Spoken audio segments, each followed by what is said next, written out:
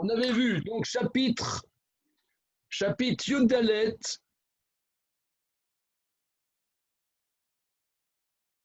Alors, oui, avant de commencer encore plus important, c'est que Damien n'est pas présent là dans Blumenfeld parce que son épouse a un petit garçon. D'accord. Donc, il reviendra bientôt. Comment il s'appelle? Blumenfeld. Blumenfeld. Connais pas Damien Blumenfeld? Si. Et son nom, je ne m'en souviens plus. Voilà. Alors, verset la tête, on a fait Vaïdaber Moshe Tadvarim Aele El Kol Ben Israël Vitablu Aham Meod. Moshe a dit ces paroles-là à tous les enfants d'Israël et le peuple s'est endeuillé beaucoup. C'est là-dessus que nous nous étions restés hier. Pasouk même, Eli, si tu le veux bien, Eli El Mousnino. Pasouk même. Il est là, Damien. Alors, on vient de parler de toi tout de suite. Alors, Mazal Tov. il a l'air en forme, voilà. Ah, Des super. émotions. Super. Ça va, ça boum? Ça boum. Alors, tu peux nous le montrer, ton bébé, puisqu'il a accouché à la maison? Ouais, mais il est avec ma femme, ils sont tranquilles là. Ils ont fait sa bio. Incroyable.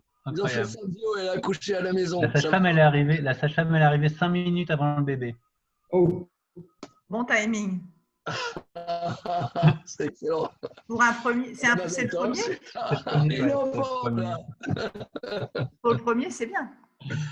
Je disais, ouais, bon, il ne sera pas là quelque temps. Machin. Ouais, c'est vrai, il est arrivé avec 5 minutes de retard quand même. Ah, quand même, vous pouvez remarquer. Tout ça pour dire qu'on va commencer. Elie, si tu le veux bien. Razak. Vayashkimu baboker, vaya'alu el rosh hahar lemor, hineni va'alinu el hamakom, asher amar Hashem kichatanu. On est quel verset? Alors, Verset même.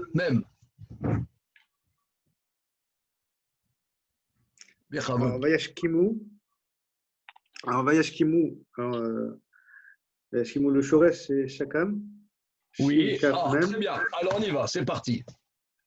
Vayash Kimou, on va bien rigoler. Toi, peut-être. On va bien rigoler. Vayash Kimou. Je sais que ça veut dire il se le verto. Mais après, Shekem, c'est le shoresh. Ashkama. Hein? Ashkama. Oui, Vayashkimu, c'est le verto, mais on dirait que c'est du Vayashkimu. Je dirais que c'est du. On dirait que c'est du Ifril, non? C'est un factitif, non? Regarde, déjà la racine. Alors, Shakam, Shin Kaf même. Shin Kaf même. Alors regardez, je ne veux pas dire de bêtises, je vais regarder dans le dictionnaire. J'arrive, monsieur.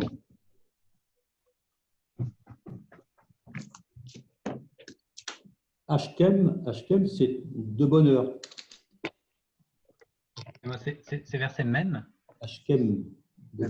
Oui, même. Perek Libet. Ishkim, être levé de bon matin.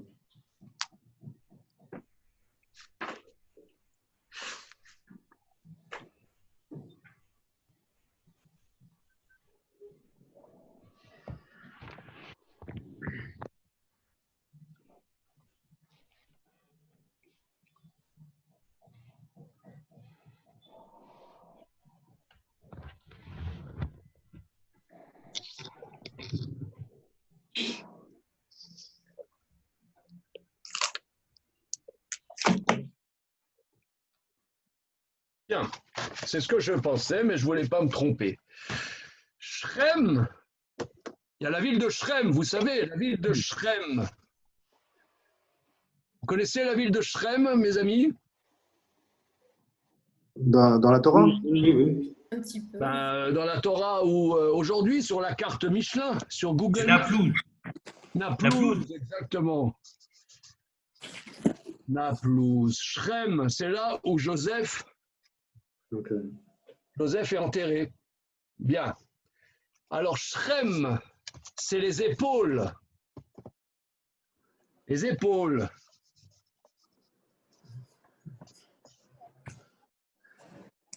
Alors, regardez comme c'est intéressant. Se lever tôt, quel est le lien entre se lever tôt et les épaules? Les épaules. Facile. Il faut avoir les épaules pour se lever tôt. Ouais, il faut se pousser là, il faut y aller quoi. On se lève tôt.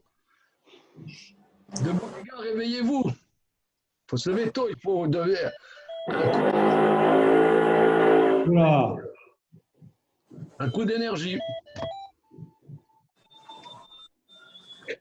Alors, donc, voyage Kimou Baboker. Ah ouais, Shimou Baboker. Donc, il se lève tôt le matin. Baboker, donc c'est. Oui, alors,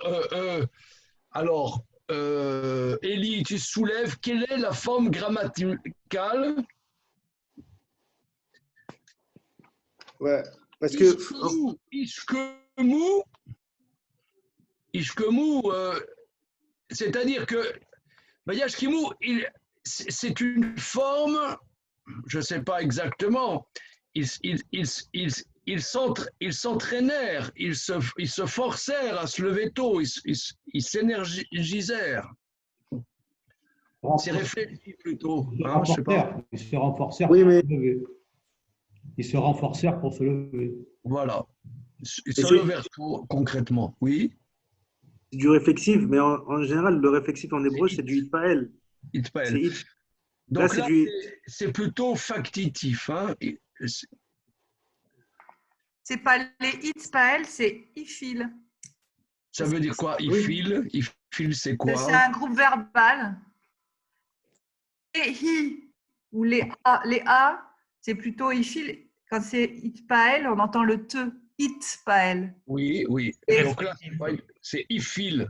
Ouais. Oui.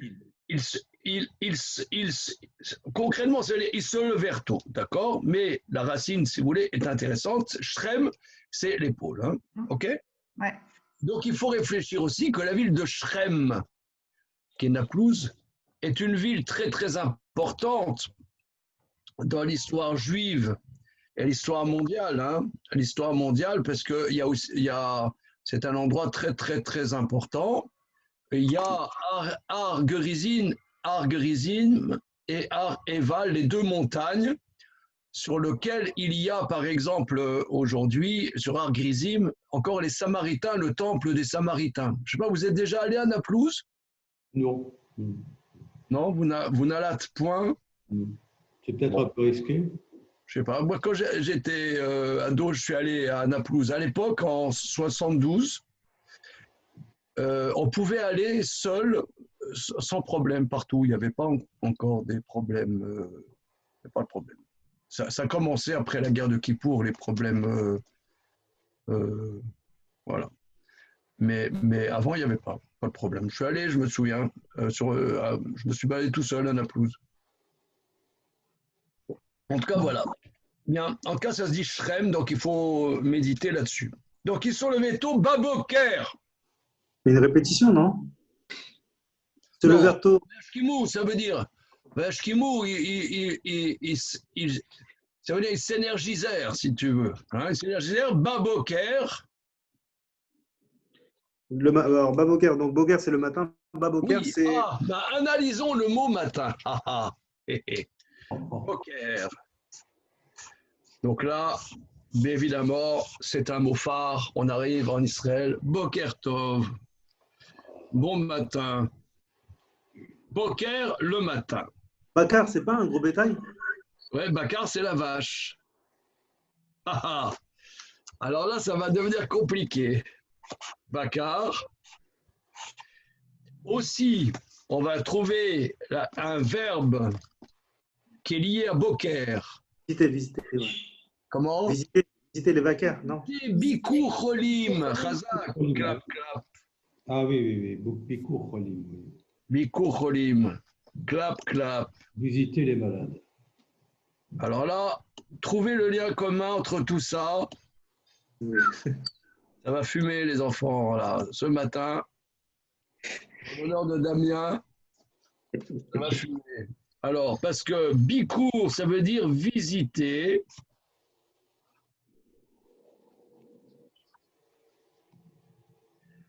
Vaquer, ça veut dire aussi trier. Euh, comment dire comment dire quand quelqu'un il vient voir est-ce que le travail a été bien fait, le contremaître il vient, Badak, c'est pas Badak? comment dire en bon français, l'inspecteur inspecter, Inspecteur des travaux finis. l'inspecteur inspecter, les vaquers. On voit rien. On voit rien. Alors, le lien entre le matin et inspecter est éloquent. La lumière. Ben voilà, c'est ça. Maintenant, on arrive à distinguer. Ah oui. Le matin, on distingue. C'est le boker, on arrive à distinguer une chose d'une autre. Donc ça, c'est très, très bien.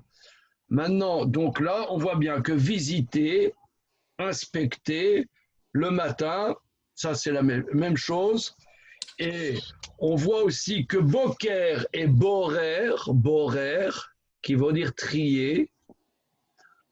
Bon, il y a une lettre, le kouf et le resh, c'est pas pareil, mais c'est proche quand même. Boker et borer, c'est trier.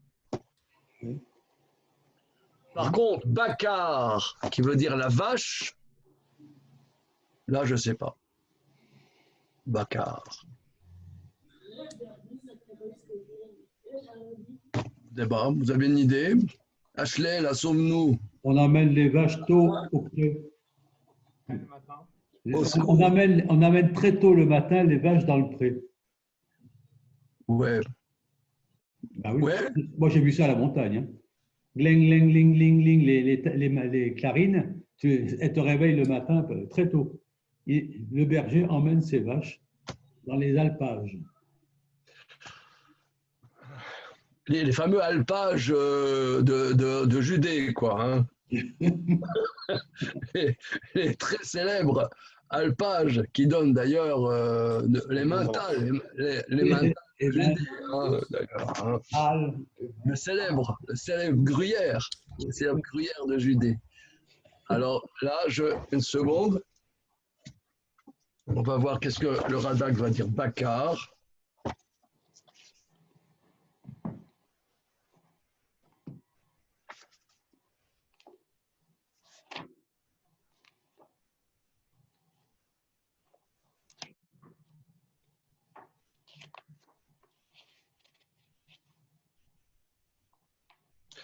Donc, le Radak commence comme on vient de faire, hein, que ça veut dire vérifier,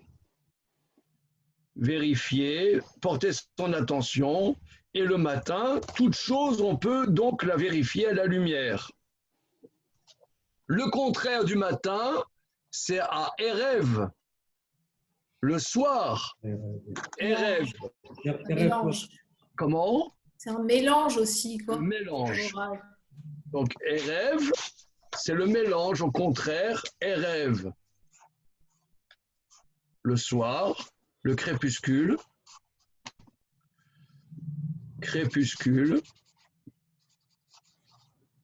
où les choses se mélangent.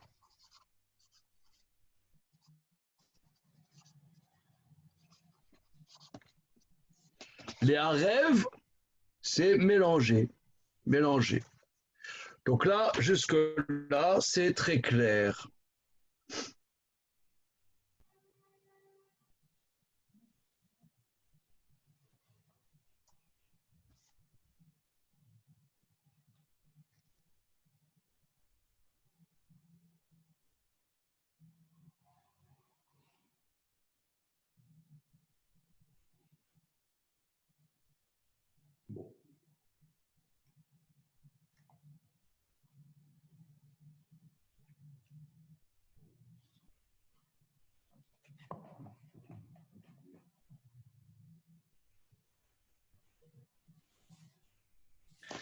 Alors, c'est très intéressant, c'est très intéressant. Franchement, c'est extraordinaire. Rabbi David Kimchi, il dit effectivement que Bakar, la vache, c'est les mêmes lettres, mais il dit c'est un autre sujet. Il ne s'encombre pas. Voilà. Autre sujet. Inyan Acher.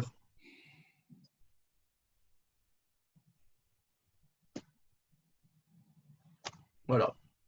Il dit, si vous voulez, donc un grand maître comme le Radak, expert, toutes catégories confondues, il dit, c'est un autre sujet, il n'y a pas à se casser la tête. D'accord? Donc, on peut avoir la morale de l'histoire, on l'a déjà constaté plusieurs fois, qu'il y a des racines exactement les mêmes, mais dont les sens, en tout cas à notre humble niveau, sont différents. Hein, je pense que, dont acte. Ok, on va continuer. Donc, Baboker, le matin. Vayashkimu Baboker, ils se levèrent tôt le matin.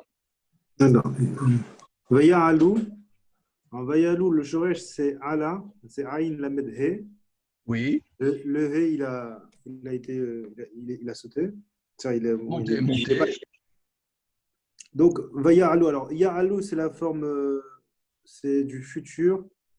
La troisième personne du pluriel au futur. Donc, Ya'alou, ils monteront. Et Vaya'alou, avec le Vav Vaïpour qui transforme le futur en passé, ils montèrent. Très bien, parfait. Alors, ils montèrent.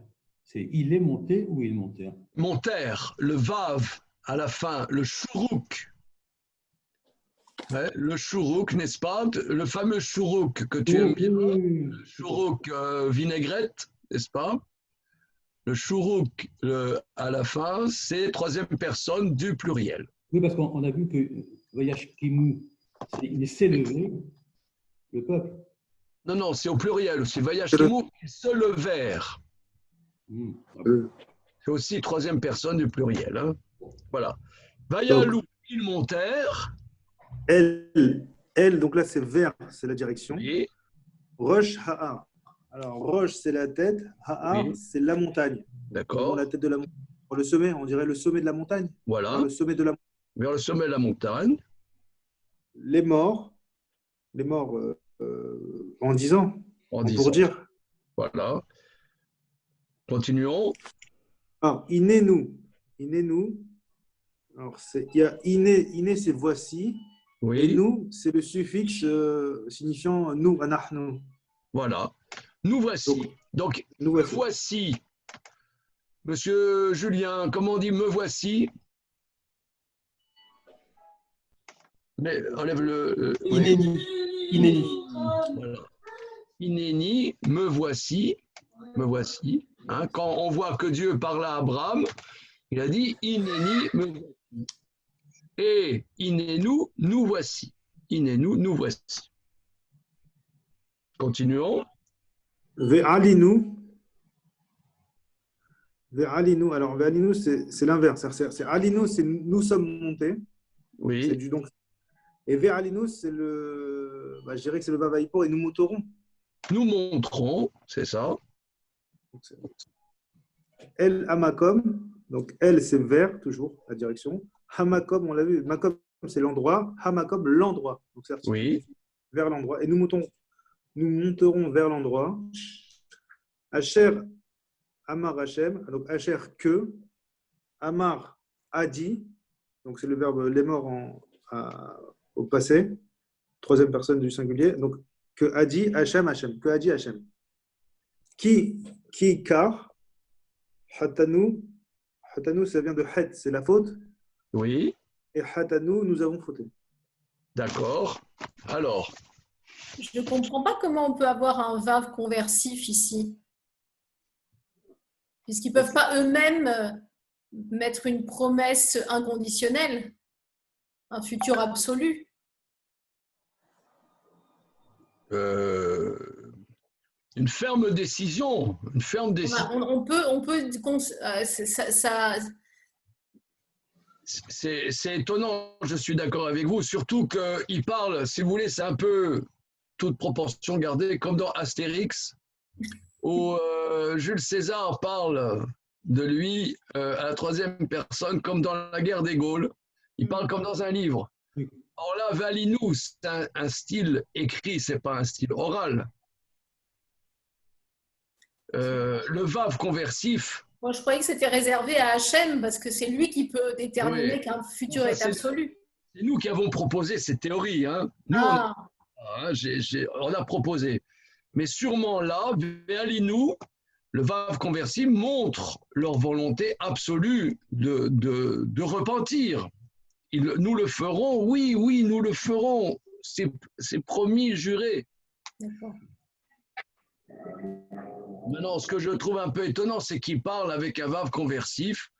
Vous allez à Rami Lévi, vous achetez des choses, vous parlez à la caisse de Rami Lévi avec le vav conversif. Vous connaissez Rami Lévi? Oui. Hein, Rami Lévi, c'est une vision des temps futurs. Moi, je vais là-bas, je dis à mes enfants, j'ai l'impression d'être en temps messianique. Tu connais, Julien, Rami Lévi? C'est le centre commercial. Oui, c'est un immense Auchan et tout est cachère, tu vois. Voilà. C'est sur le Archer. Hein. Voilà. J'ai une vision des temps messianiques pour moi. Je vais à Rami Lévi, je suis là, je suis heureux. Alors bon. Par exemple, tu vois, c'est quoi il y a au rayon viande, c'est quoi le bonheur de l'Ashkenaz? Je pense que Thierry, il va me comprendre. Regarde, il se penche là. Thierry, oui, bonjour. Le pastrami. Quelque chose de fondamental dans la culture ashkenaz, c'est les gésiers. Du pastrami ou de la langue fumée? Ouais, la langue fumée, le gésier. Et là-bas, Rami Lévi, tu as un stand à 20 kilos de gésier. Je suis là. C'est le temps messianique, c'est tout. 20 kilos de gésier, cachérisé, tout.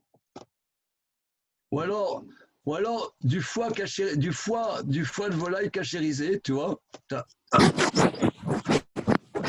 Rien que ça. Mon âme, je n'arrive pas à la rattacher. Elle sort d'émotion. Il y a des montagnes de cornichons aussi ou pas? Oui. Alors, tout ça pour dire que si chez Rami Lévi, tu parles avec le vav conversif, par contre, c'est le temps messianique, mais tu n'as pas le vav conversif. Donc là voir qu'il parle avec le vav conversif, c'est étonnant, c'est à remarquer. Hein, c'est à remarquer. Avec la remarque qu'Audrey nous fait remarquer, nous montrons avec le passé, le vav conversif, qui montre une volonté absolue selon la théorie que nous avons proposée. Hein. Bien. Donc nous montrons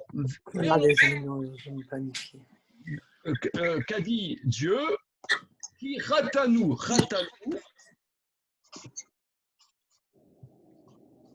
car nous avons fauté. Alors, c'est intéressant parce que Dieu avait dit qu'ils avaient, pour dire qu'ils avaient fauté, il avait dit le mot avon.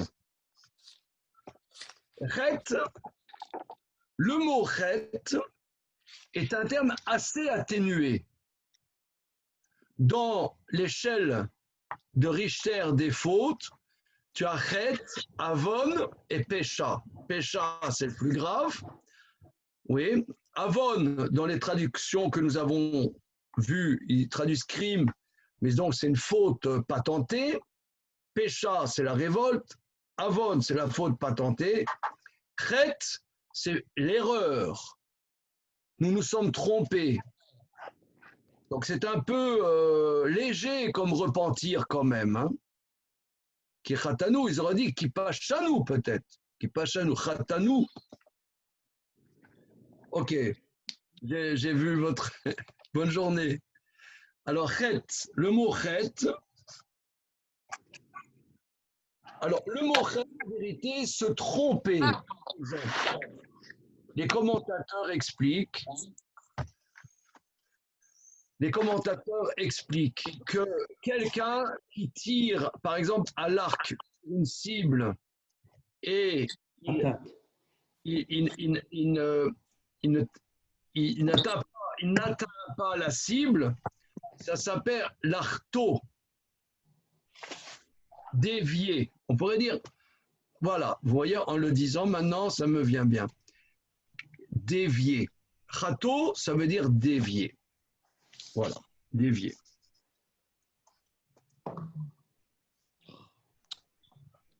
Maintenant, je vais vous faire travailler. Quelle est la valeur numérique du mot chet?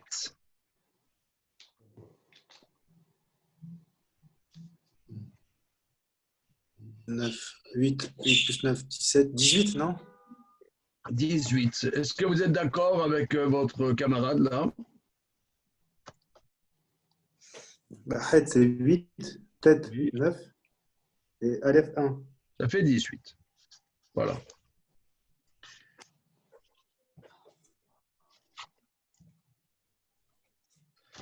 Et le mot égose.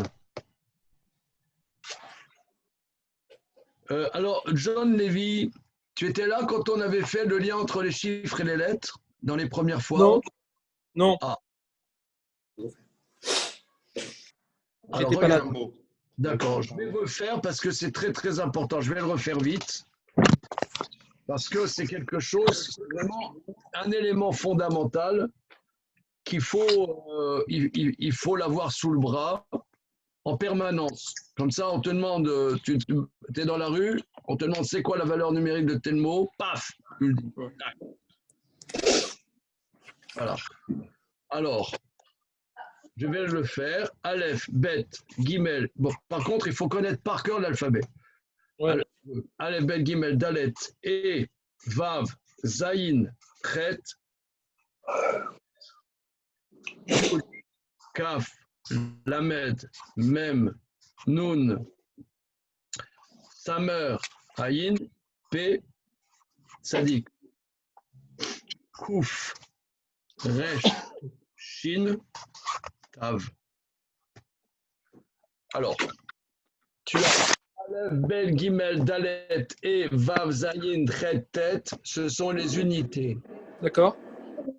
Quand tu as terminé le tête, tu passes le yud, c'est la 10e lettre. La 10e commence les dizaines. Yud, Kaf, Lamed, Mem, Nun, Samer, Aïn et Tzadik. Ce sont les dizaines. Après avoir terminé les dizaines, commence les centaines. Kouf, Red, Shin, Tav. Alors, Aleph, c'est 1, 2, 3, 4, 5, 6, 7, 8, 9, 10, 20, 30, 40, 50, 60, 70, 80, 90, 100, 200, 400.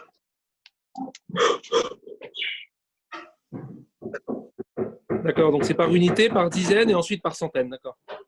D'accord.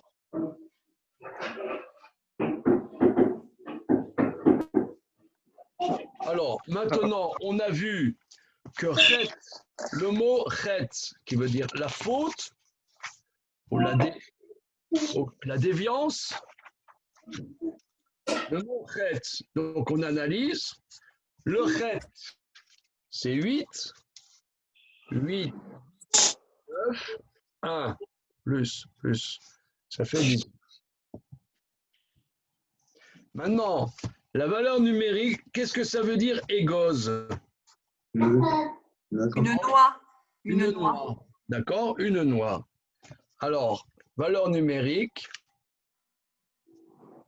1, 3, 4, 4, 6, 10, 17. 8. 9, ça fait 17. Ah oui, tiens, ça fait 17. Alors pourquoi? Parce que ça fait 17. La coutume, c'est de ne pas manger de noix à Rosh Hashanah parce que c'est la même valeur. Mon épouse, elle m'a toujours dit. Je vois que j'ai été embrouillé là. Bon, je vais. Mais les gosses, on peut l'écrire sans verbe aussi, non? Ouais, alors c'est pire là. Là, bon, ça va pas. Donc ma démonstration, elle tombe à l'eau. Elle n'était pas bonne. Ok, je vais vérifier. Bon, continuons. En tout cas, les valeurs numériques, je vous conseille de faire des exercices pour bien intégrer les valeurs numériques, parce que dans notre tradition, on travaille beaucoup sur les valeurs numériques, parce que effectivement, les chiffres et les lettres. D'ailleurs, c'est rigolo parce que celui qui a inventé le jeu, les chiffres et les lettres, Monsieur Armand Jameau, est quelqu'un de notre communauté. C'est quand même drôle quand même. Non seulement que c'est quelqu'un de notre communauté, mais son fils Maurice a été longtemps le président de la communauté de la rue Ambroise Thomas, la communauté où il y avait Rav Rosenberg à la Vache à l'Homme, Rachichoul. Pendant 20 ans, ça a été le président de la communauté de Rachichoul, le fils d'Armand Jameau, quand même, c'est chaud. Hein. Bon. Ok, donc on y va. Donc le mot chet, donc qu'est-ce qui se passe ici? Il y a les enfants d'Israël, ils disent, bon ben on a fauté, Dieu nous a demandé d'aller dans la terre de Canaan, eh bien on a compris, on y va, et ils montent en haut de la montagne. Alors Rachi et Rachi, en haut de la montagne, il dit que c'est la montagne. Ça ne veut pas dire, parce que quelle montagne? Est-ce que l'Himalaya se trouve aux confins de la terre d'Israël? Je sais pas, moi je ne suis pas bon en géographie. Qu'est-ce que tu as dit? Excuse-moi. Qu'est-ce que tu as dit? Il dit, il se lève tôt le matin et il monte en haut de la montagne en disant, on en va monter à l'endroit que Dieu a dit. Mais en haut de la montagne. En haut de quelle montagne? On pourrait penser que c'est El Hamakom, c'est le mont Moria.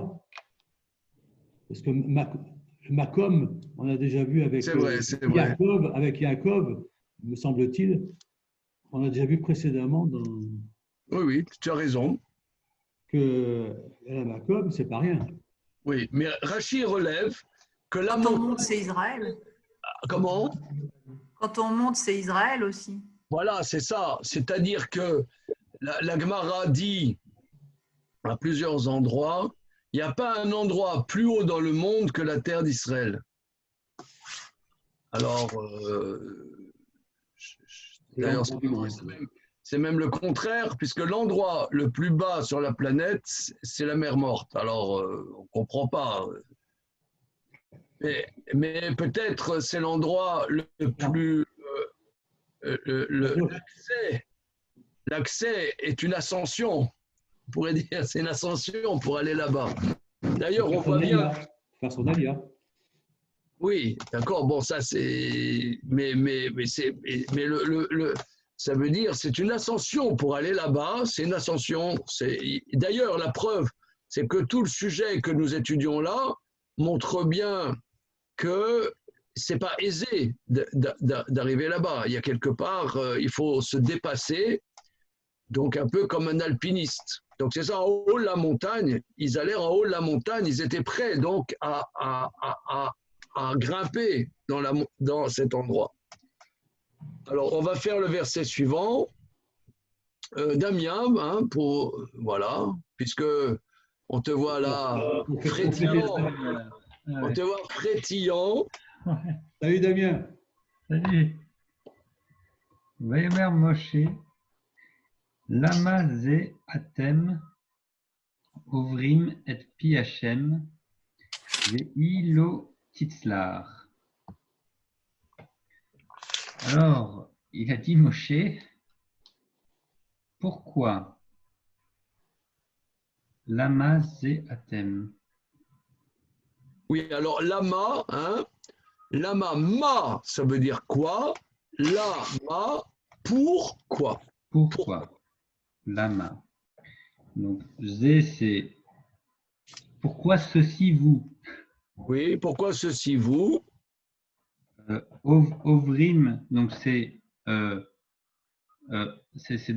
Avera, c'est lié à la faute. Oui.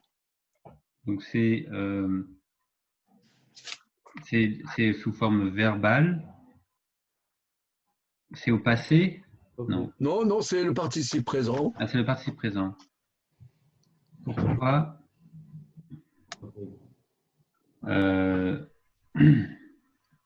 donc c'est participe présent. Pourquoi êtes ceci vous? Pourquoi êtes-vous des rebelles? C'est-à-dire ces fauteurs. Pourquoi êtes-vous des fauteurs? Alors oui, alors ovrim, oui. Alors le mot over, ça veut dire traverser.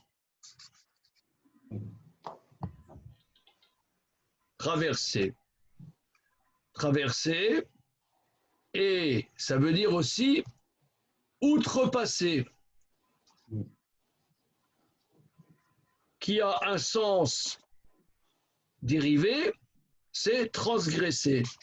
Mais over ne veut pas dire que transgresser. Ici, ça veut dire transgresser.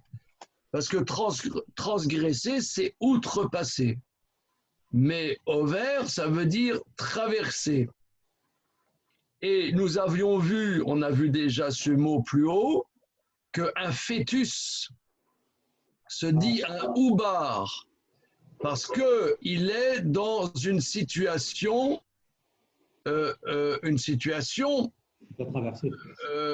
comment dire,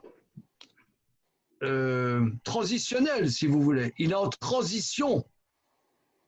Le fœtus oubar, il est en transition constante. Il n'est pas dans l'état abouti, il est en transition tout le temps, il est en mouvement.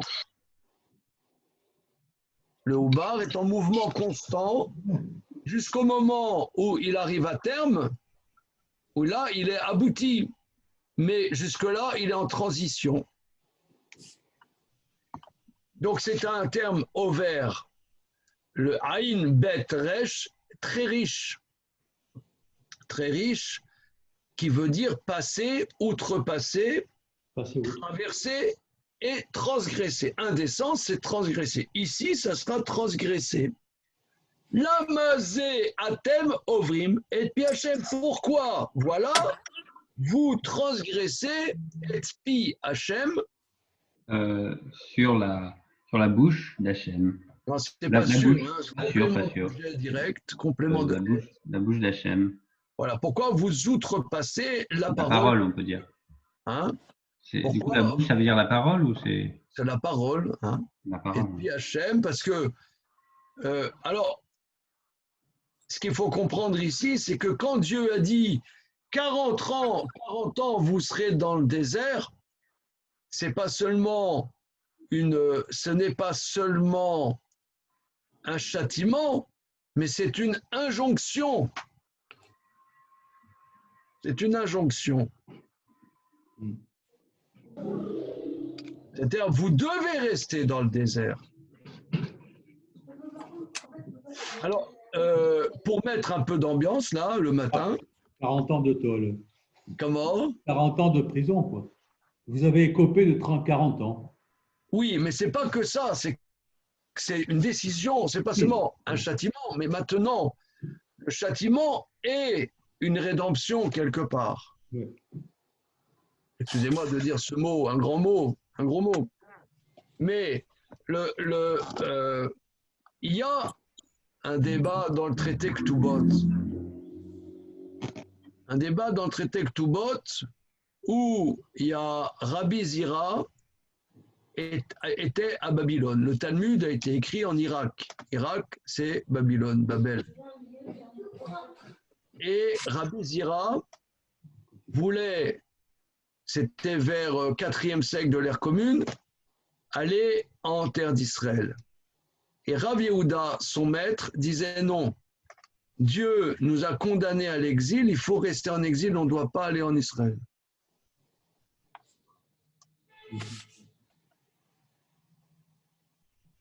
Tu understand? Par exemple, aujourd'hui, vous savez qu'il y a dans le monde juif, en particulier dans le monde juif religieux, il y a une partie des chassidim de Satmar qui, eux, s'opposent de manière virulente à l'État d'Israël et ne sont pas chauds pour le fait qu'on aille habiter en Israël. Alors, les communautés Satmar sont très très importantes à Brooklyn, à Londres, à Manchester, à Anvers, à Buenos Aires, à Rio de Janeiro, à Caracas. Comment? Montréal, il y en a aussi. À Montréal, très important, oui. Et ils sont réfractaires au fait d'habiter en Israël. Selon cette théorie que le châtiment n'est pas seulement un châtiment, mais assumer son châtiment d'être en exil et qu'on a quelque chose à faire en exil jusqu'à nouvel ordre. Je vous le rapporte parce que c'est quelque chose qui a, si vous voulez, pignon sur rue, qui soulève de grands débats, mais en vérité, c'est ce qui est dit ici dans le verset, que moi j'aurais compris que quand Dieu dit « vous serez 40 ans dans le désert », bon, eux ils disent « ok, merci », enfin, merci ou pas merci, mais bon, d'accord, mais on a compris, ce que tu veux, c'est qu'on a la terre de Canaan, on y va. Moïse leur dit « non ». Vous transgressez la parole de Dieu. Mais non, je ne transgresse pas la parole de Dieu. Si, ça veut dire que le châtiment est une réparation. Que rester dans le désert, on répare quelque chose. Ce n'est pas simplement rester dans le désert. C'est Dieu veut maintenant qu'on soit dans le désert. C'est une volonté positive d'être dans le désert. Donc ça, c'est une innovation, hein. C'est une innovation. Et c'est eux n'avaient pas compris ça. Eux, ils avaient compris que c'est un châtiment, mais le châtiment, on peut le réparer. Non, non, non.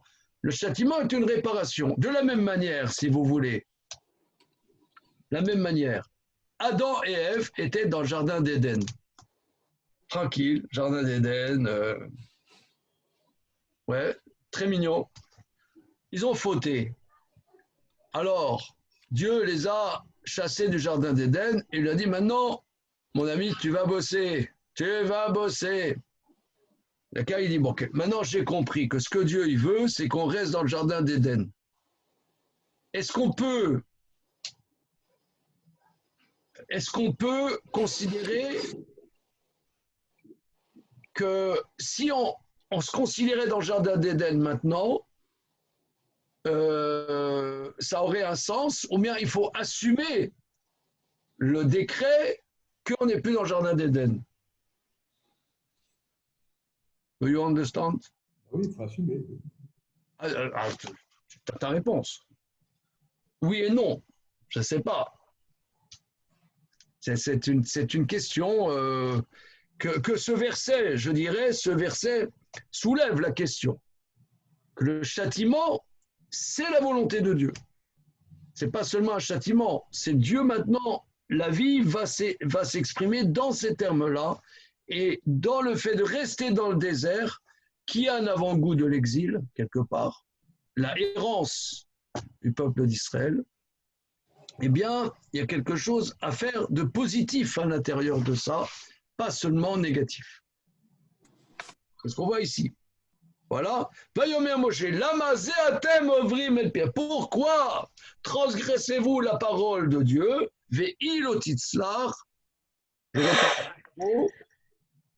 Oui. Oui. Alors, I, lui, je ne sais jamais exactement I, comment on le traduit.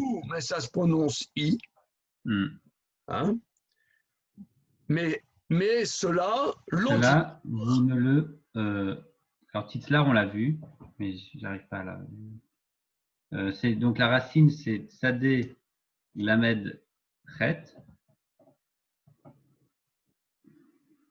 On l'a vu, non? On l'a vu déjà. On l'a vu dans le livre de Shmuel, peut-être. Ah ouais. Peut-être tu étais présent quand on l'a vu dans le livre de Shmuel. Mais là, je ne sais pas du coup. Titzlar, il y a un mot-clé, Hatzlacha, réussite. Ah ouais. Hein, la Hatzlacha, la réussite. Alors, Tzalach, c'est épanouir, ça ne va pas s'épanouir.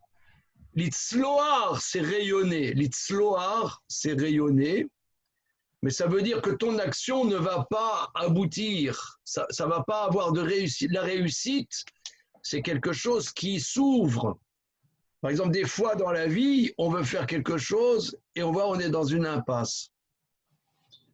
La réussite, c'est qu'on s'investit dans quelque chose et ça s'ouvre. La chose s'ouvre, Salah. Salah, ça s'épanouit. Ça s'ouvre. Mais Ilotitzla, ça ne va pas réussir. Ne le faites pas. Ilotitzla, il n'y aura pas de réussite à ça. C'est quelle forme, Titzlar? Eh bien, I, c'est féminin. Titzlar, c'est la troisième personne du singulier féminin du futur. Ah ouais, ça ne réussira pas. Au masculin, ce serait Itzlar. Itzlar. Et au féminin, c'est Titzlar. Rav, excuse-moi, donc ça s'ouvre, c'est l'ouverture, c'est comment on le dit, c'est comment? Bon, il y a beaucoup de mots pour dire ouvrir. Oui, bien sûr, mais là, quel est le lien avec ouverture là, dans la racine? Le mot salar. Oui. Le mot salar. C'est pas touar normalement. Par exemple. Il y a le Rovot Alevavot dit, le Rovot Alevavot dit que le chassid pleure dans son cœur, Vetsa'ala alpanav. Tsa'ala, l'allégresse est sur son visage. Tsa'ala. Boché Belibo, il pleure dans son cœur, il a Tsa'ala alpanav, et le rayonnement sur son visage. Tsalach, il y a à peu près le même mot. Tsalach, c'est rayonner. Tsalach, rayonner. Il y a un lien avec Salachat en hébreu moderne. C'est quoi? Ah oui, très joli. Salachat, c'est l'assiette. Alors là,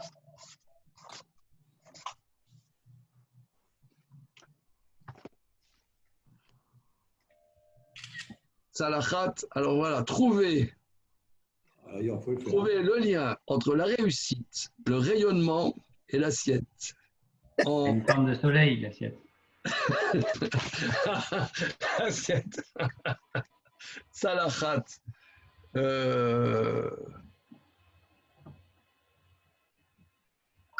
Il doit y avoir un on sent, hein? Non, c'est pas vrai ce que tu dis, Damien. Il y a un truc, il y a un plat, c'est quelque chose qui s'étend, hein? Ça s'étend, s'étendre, oui, s'étendre. Dans le dictionnaire, ils disent qu'il y a un deuxième sens, c'est traverser.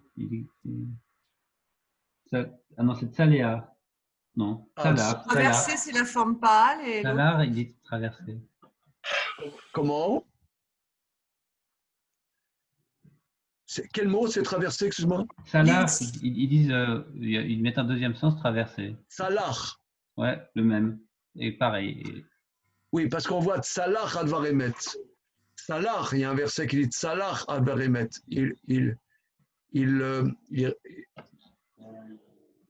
il rayonne sur une parole de vérité, c'est aussi avancer dans la vie. C'est avancer, salah. Avancer. Ok, alors regardez, on va s'arrêter là pour le moment. Et félicitations, Damien et Violaine. C'est top, Damien. Tu nous donnes des merci. choses, hein? Je vous envoie une petite photo bientôt.